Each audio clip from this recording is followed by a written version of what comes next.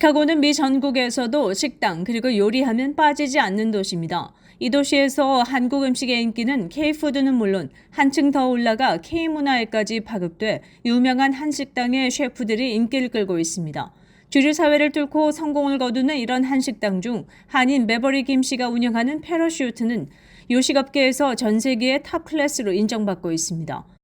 패러슈트의 주방장으로서 명성을 쌓은 그는 오전 6시부터 바쁩니다. 왜냐하면 세 자녀를 위한 음식을 만들어야 합니다. 식당 비즈니스는 너무나도 힘든 비즈니스이며 가족에게는 물론 본인에게도 쉽지 않다는 것은 이미 알고 있습니다. 자녀들이 학교에 갈 준비를 하는 시간을 빼고는 대부분의 시간을 식당에서 보내야 하는 것을 누구보다도 잘 압니다. 다우너스 그루브에서 성장한 그는 막내딸로 자라면서 항상 엄마가 곁에서 밥과 김치 그리고 반찬을 챙겨주는 분위기가 익숙합니다. 자매가 베버리에게 음식 학교를 추천했을 때 흥미를 느끼기 시작했습니다. 서점에 가서 제임스 비어드의 쿡북 Who's Who 북을 사고 캔덜 칼리지에서 인턴을 하면서 느낀 점은 내가 좀 더 깊게 들어갈 수 있는 것은 한국 음식과 아시안 음식이다라는 것을 느꼈다고 말합니다.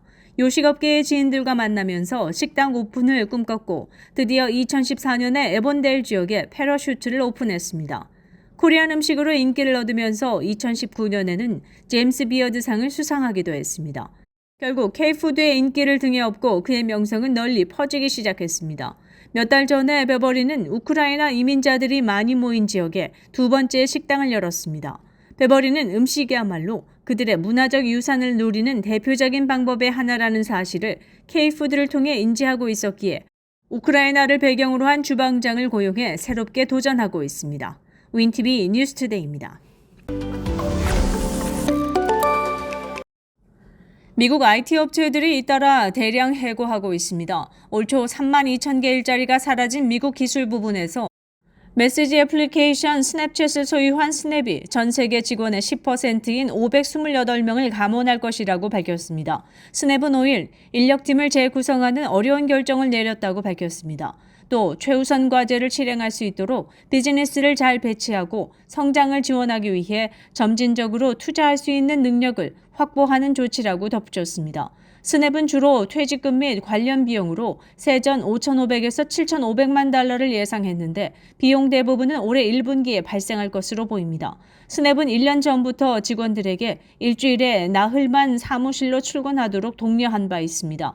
지난해 기술 부문은 16만 8,032개 일자리가 사라져 전 산업에서 가장 많은 해고가 발생했으며 여기에는 마이크로소프트의 10,000명이 넘는 감원도 포함됩니다. 윈티비 뉴스투데이입니다. 아이비리그 소속 다트머스대가 내년 신입생 선발부터 대학 입학 자격시험 SAT와 대학 입학 학력고사 ACT 점수 제출을 요구하기로 했습니다. 최근 들어 다른 대학들도 이런 시험의 성적 제출을 의무화하는 방안을 다시 검토 중이어서 다트머스대의 결정이 어떤 영향을 미칠지 주목되고 있습니다. 미국 대학 입학을 원하는 학생들이 응시하는 시험에는 SAT와 ACT가 있습니다. 다트머스대는 지난 2020년 코로나19 사태 기간 다른 대학들과 마찬가지로 방역상의 이유로 이런 시험 점수를 요구하지 않았습니다. 이렇게 명문 사립대학들이 시험 점수 대신 자기소개서와 고등학교 성적 중심으로 신입생을 선발하면서 다른 대학의 입학 사정에 영향을 미쳤습니다. 그러나 다트머스대는 새로운 제도가 오히려 저소득층 지원자들에게 불리하게 작용한 것으로 파악했습니다. 또 시험 성적은 고교 성적이나 자기소개서, 교사 추천서보다 수험생들이 대학에서 얼마나 잘 적응할 수 있을지를 더 잘 예측할 수 있는 지표라는 점도 확인됐다고 뉴욕타임즈는 전했습니다. MIT와 조지타운대 등도 SAT 점수 제출을 다시 의무화하는 방안을 검토하는 것으로 알려졌습니다. 윈티비 뉴스투데이입니다. 현대로템은 6일 LA 메트로 전동차 공급 사업에서 최종 낙찰자로 선정됐다고 발표했습니다. 이 사업의 총 규모는 약 6억 6,369만 달러에 달합니다.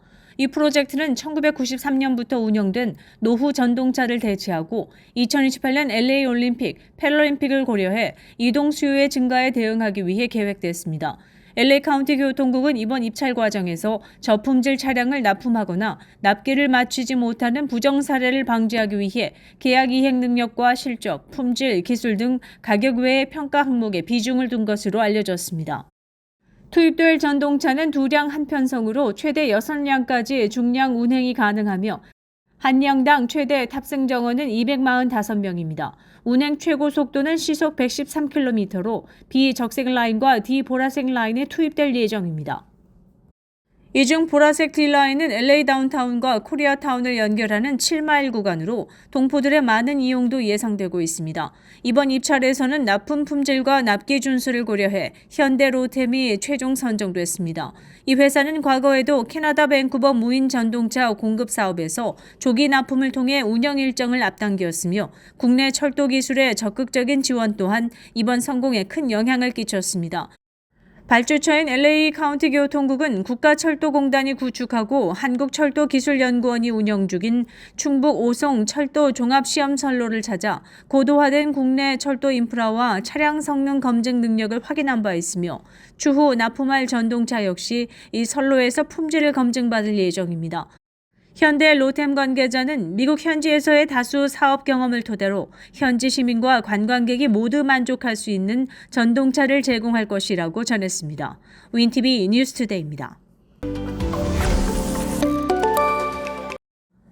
미국의 세계적인 미술관 중 하나인 보스턴 미술관이 소장하고 있는 고려시대 승려의 사리가 한국으로 반납됩니다. 문화재청은 6일 보스턴 미술관이 소장한 은제도금 라마탑형 사리구를 한정 기간 동안 대여하는 계획을 추진하고 별도로 사리는 대한불교 조계종에 기증하기로 합의했다고 밝혔습니다. 사리는 불교에서 참된 수행의 결과로 생겨난 구슬 모양의 유골을 의미합니다. 종교계 안팎에서는 사리와 이를 보관하는 용기인 사리구를 하나로 보는 것으로 인정하고 있습니다. 사리가 경배의 대상으로 여기는 종교적 성물이라면 사리구는 당대 최고 장인이 시대의 양식을 반영해 만든 불교 공예품이라는 점에서 미술사적 의미가 큽니다. 그러나 보스턴 미술관 측은 이딴 논의에도 과거 불법적으로 취득했다고 볼 증거가 없다는 점을 들어 사리구 반환에 부정적인 입장을 피력한 것으로 전해졌습니다.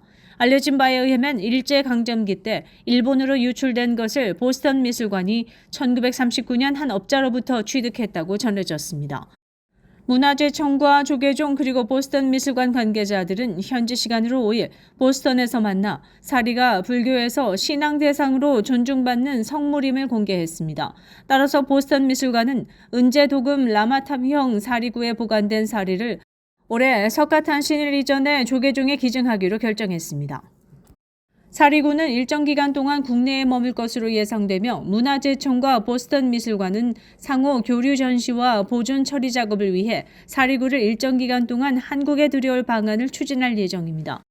문화재청 관계자는 약 한 세기 만에 국내로 들여오는 것으로 고려 공예품에 대한 학술 연구를 촉진할 것으로 기대된다고 말했습니다. 남은 협의 사항에 대해서는 추후 협의를 통해 결정될 예정입니다.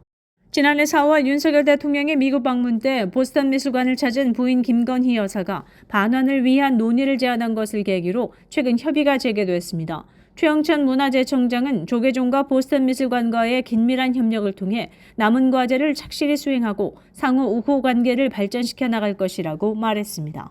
윈티비 뉴스투데이입니다.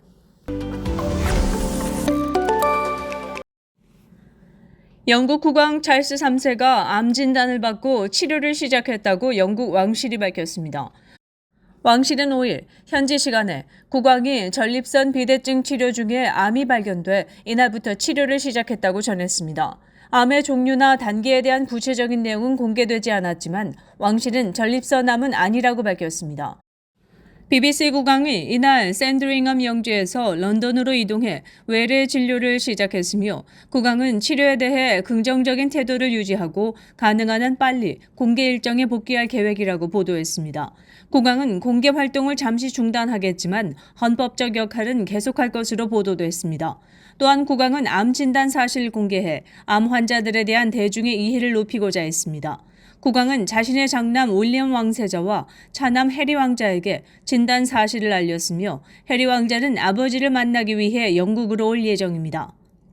리시 스낙 총리와 노동당 대표 등은 국왕의 빠른 회복을 기원했습니다.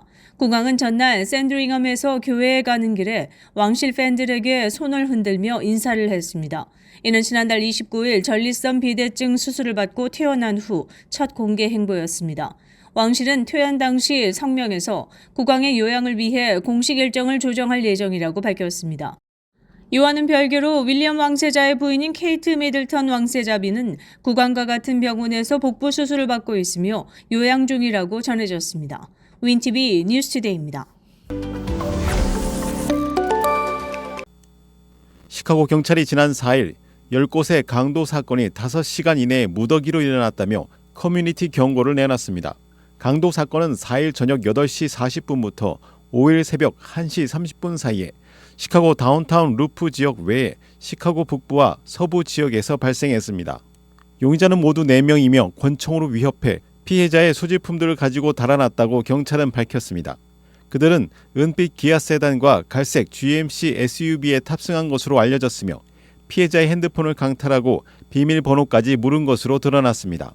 강도 사건은 할스테드, 아미티지, 스테이트, 우드, 피오리아, 애담스, 센트럴 길 등에서도 일어났습니다. 경찰은 이 강도 사건과 관련한 주민들의 제보를 기다린다며 온라인 cpdtip.com을 이용해달라고 당부했습니다. 최근 미국에서 밤 늦게까지 술을 마시거나 노는 대신 밤 9시면 취침에 들어가는 MZ세대 젊은 층이 늘고 있습니다. 18세부터 35세까지의 젊은이들이 건강을 위해 밤 늦게까지 놀기보다는 일찍 잠자리에 드는 것을 택하고 있으며 이에 따라 엔터테인먼트 관련 산업도 변화를 겪고 있습니다. 월스트리트저널은 건강과 수면 사이의 연관성을 깨달은 젊은 층들이 취침 시간을 앞당기고 늦은 저녁 식사를 거부하는 경향이 강해진다고 전했습니다. 통계에 의하면 2022년 미국 내 20대 청년들의 평균 하루 수면 시간은 9시간 28분으로 2010년대 20대의 평균 수면 시간 8시간 47분보다 8% 증가했습니다. 취침 시간도 앞당겨졌습니다. 미국 침대 제조업체 슬립넘버의 조사 결과에 따르면 18에서 34세 고객은 지난달 평균 밤 10시 6분에 잠자리에 들었습니다. 이는 작년 1월에 밤 10시 18분보다 12분 빠른 것입니다. 이런 변화된 생활 방식은 유흥산업에도 영향을 주었습니다. 즉 식당 예약 건수가 차지하는 비중이 오후 4시에서 6시가 2017년 19%에서 현재는 31%로 높아진 것입니다. 반면 오후 6시부터 자정 사이의 예약 건수 비중은 줄었습니다. 수면 담당 전문의들은 일관된 취침 시간은 물론 하루에 7에서 9시간 수면을 유지하는 것에는 분명히 장점이 있음을 강조했습니다. 윈티비 뉴스투데이입니다.